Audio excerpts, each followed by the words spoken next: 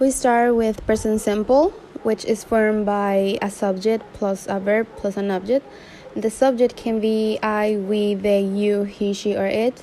We have like or likes, which is the verb, and an object, which is tea. I like tea. She likes tea. Use it for facts, habitual actions, or things that don't change in describing ourselves. We can use adverbs of frequency like often, usually, or sometimes, or never. Another example is do or does plus subject plus a verb plus an object as a question.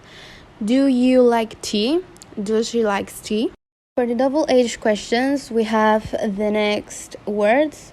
The first one is who, which means person, and we can use it in a sentence like, who is your favorite singer? Then we have a what for things, an idea, an information, or an action. An example of this can be, what are you holding for a thing? What are you thinking about for an idea? What kind of pet do you have for an information? And what are you doing for an action? Then we have a where, which means place, and an example of this is, where is the nearest hospital? Then we have a why, which means a reason, and an example of this is, why do you like to your mom? Then we have a when, which means time, and when is Lucia's birthday can be an example of this. Then we have whose, which means position, and we have whose book is this? And for last we have which means choice, and an example of this can be, which part of the shoes do you like more? Then we have the count and non-count nouns. And for the count nouns, they can be used in plural form, usually with an S. For example, 2 bucks.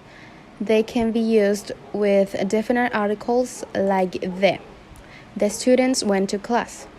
And can be used with indefinite articles like a or an. Paul bought a key at the store.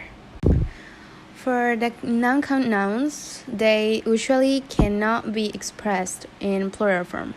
An example of this is the word money.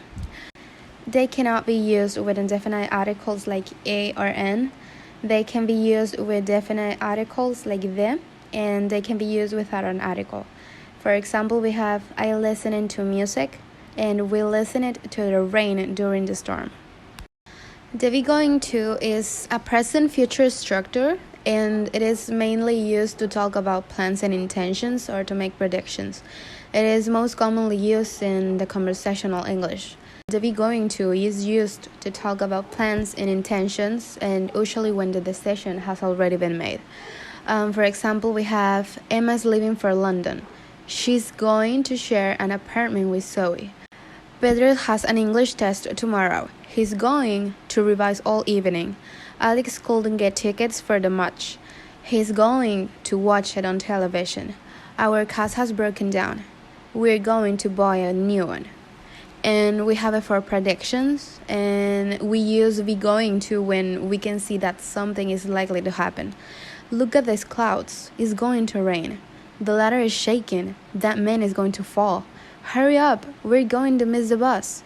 The film is wonderful. You're going to love it.